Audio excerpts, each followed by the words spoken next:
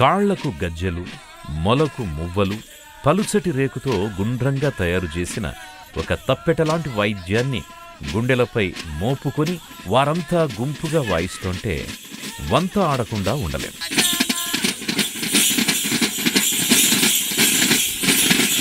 నాలుగు 400 సంవత్సరాల చరిత్ర కలిగిన ఉత్తరాంధ్ర యాదవుల సంప్రదాయ నృత్యం, అద్భుత కళారూపం తప్పెటగుళ్ళు.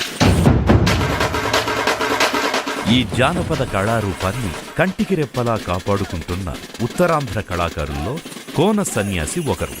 ఆయన గత 50 ఏళ్లుగా ఈ లయబద్ధమైన కళకు కాపు కాస్తున్నారు.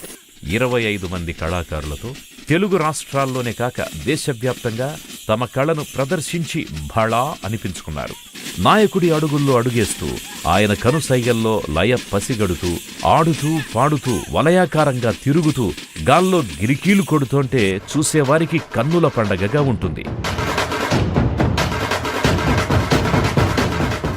గుండెలపై తప్పెట మోగించే ఈ కళను తన గుండెకు మనసారా హత్తుకున్న ఈ కళాకారుణ్ణి వైఎస్ఆర్ లైఫ్ టైమ్ అచీవ్మెంట్ అవార్డుతో సత్కరిస్తోంది ఆంధ్రప్రదేశ్ ప్రభుత్వం.